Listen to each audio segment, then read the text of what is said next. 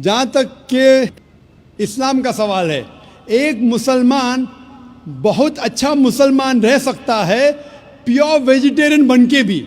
इस्लाम में ज़रूरी नहीं है कि आपको नॉनवेज खाना चाहिए, फ़र्ज नहीं है, क्योंकि अल्लाह सुब्हानहू व तआला ने हमें इजाज़त दी है। कुरान मजीद में लिखा है सूरह माइदा सूरा नंबर 5 आयत नंबर 1 में कि वो जानवर जो आपके लिए हलाल है, 4 पाँव के, जो आपके लिए हलाल है, उसको आप खा सकते हैं। लिखा है सूरह नहल में सूरा नंबर 16 आयत नंबर 5 में भी कि वो जानवर जो आपके लिए हलाल है उसका गोश्त आप खा सकते हैं। ये लिखा है सूरह मोमिनून में सूरा नंबर 23 आयत नंबर 18 में भी। कई जगह लिखा है कि आप हलाल जानवर का गोश्त खा सकते हैं।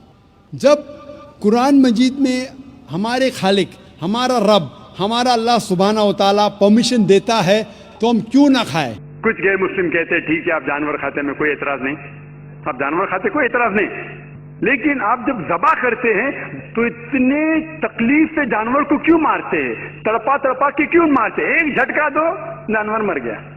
कुरान इजाजत देता है कि आप जो जानवर के नाम दिए गए वो खा सकते। वकालत करते हैं मुसलमान धर्म के प्रवक्ता, मांस खाने की वकालत करते हैं।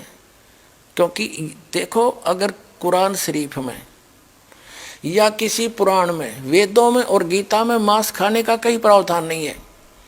यदि किसी पुराण में और यदि किसी कुरान में और यदि फिर बाइबल में इससे आगे जहाँ परमात्मा ने, उस अल्लाहू अकबर ने, समर्थ भगवान ने 6 दिन में सृष्टि रची, 7वें दिन वो तो तख्त पर बैठ गया जाकर विधान बता के कि किसी ने भी मांस नहीं खाना है, ये खाने की वस्तुएं तुम्हें हलाल हैं, बाकी सब हराम है।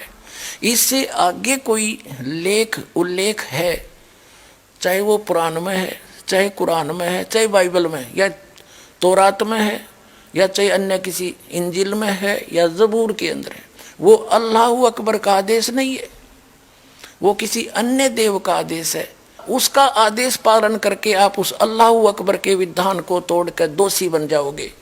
नबी मोहम्मद नमस्कार है, राम रसूल कहाया, 1,80,000 को सौगंध जिन नहीं करत चलाया, अरस कुरस पर अल तकत है, खालिक बिन नहीं खाली, और वह पैगंबर पाक पुरुषते साहिब के अब्दाली। उसी परमात्मा ने कहा है कि जो नर गोश्त खाते हैं प्रत्येक राक्षस जान, इसमें संशय है नहीं, हिंदू खाइयो चाहे मुसलमान। कहते जो मांस खाते हो प्रत्येक राक्षस हैं, चाहे हिंदू हो चाहे मुसलमान। ये तुमने अपना फार्मूले आप बना रखे, उन महापुरुषों के आदेश नहीं है। कहते हैं मांस खावे सो ढेढ़ सब और मद पीवे सो नीच, और कुल की दुर्मति पर हरे भगवान कहे सो ऊंच। कहते मांस खावे सब ढेढ़ है, चाहे हिंदू है चाहे मुसलमान, सिख है या ईसाई। और कहते हैं मद पीवे सो नीच, शराब पीते वो महान नीच आदमी है, और अपने कुल का भी नाश करते हैं। केवल जो उस अल्लाहू अकबर का सच्चा नाम जपते हैं वही ऊंचे हैं। समझदार को संकेत बहुत होता। अब आप जी को दिखाया है परमात्मा नर आकार है, 6 शरीर है, 6 दिन में सृष्टि रची, और परमात्मा ने 6ठे दिन मनुष्य को अपने जैसा, अपने अनुरूप, अपने शरीर जैसा, अपनी सूरत जैसा उत्पन्न किया, नर और नारी करके उनकी उत्पत्ति की और उनको खाने के लिए आदेश दे दिया। अभी आपने पढ़ा, आप फिर भी पढ़ सकते हैं। और आगे फिर वो क्या कहता है देखो, और परमेश्वर ने कहा, नर और नारी करके उनकी सृष्टि की, और परमेश्वर ने उनको आशीष दी, उनसे कहा फूलो फलो और पृथ्वी पर भर जाओ और उसको अपने वश में कर लो, और समुद्र की मछलियों तथा आकाश के पक्षियों और पृथ्वी पर रेंगने वाले जंतुओं पर अधिकार रखो। यानी उनसे जैसे इंसान ने शेर तक को भी काबू कर लिया, हाथियों को भी बांध लिया, तो इस ऐसे कंट्रोल करने के लिए कहा उन्होंने। आगे देखो, फिर परमेश्वर ने उनसे कहा, यानी मनुष्यों को भी, फिर परमेश्वर ने उनसे कहा कि सुनो, जितने बीज वाले छोटे छोटे पेड़, ये मनुष्यों के लिए आदेश है, सारी पृथ्वी के ऊपर हैं, और जितने वृक्षों में बीज वाले फल हैं वे सब मैंने तुमको दिए तुम्हारे भोजन के लिए। मनुष्य के लिए उस अल्लाह ताला का आदेश, अल्लाहू अकबर जिसने 6 दिन में सृष्टि रची, 7वें दिन तख्त पर जा बैठा, वो है अल्लाह अकबर है, वो अल्लाह कबीर है, वो कंप्लीट गॉड है, वो सर्जनहार है, वो क्रिएटर है। उस क्रिएटर का आदेश नहीं है मांस खाने का मनुष्य को, ये पक्षी पशु पक्षियों को भी नहीं है। आगे देखो, तुम्हारे भोजन के लिए, ये तो मनुष्यों के लिए। आगे देखो, यहां आगे हम, और जितने पृथ्वी के पशु और आकाश के पक्षी और पृथ्वी पर रेंगने वाले जंतु हैं, जिनमें जीवन का प्राण है, उन सब के खाने के लिए मैंने सब हरे हरे छोटे पेड़ दिए, और वैसा ही हो गया, यानी घास फूस है।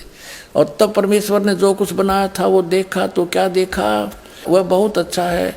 तथा सांझ हुई, फिर भोर हुआ, इस प्रकार ये 6वां दिन हो गया। अब 7वां दिन, यूं आकाश और पृथ्वी और उनकी सारी सेना का बनाना समाप्त हो गया, और परमेश्वर ने अपना काम जिसे वह करता था 7वें दिन समाप्त किया, और उसने अपने किए हुए सारे काम से 7वें दिन विश्राम किया।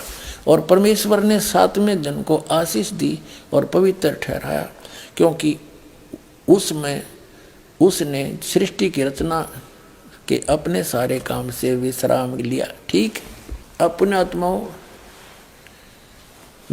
जो क्रिएटर है, जो सबका रचनहार है, जो अल्लाह अकबर है, जो सुप्रीम गॉड है, उसने 6 दिन में सृष्टि रची, 7वें दिन तख्त पर जा बैठे।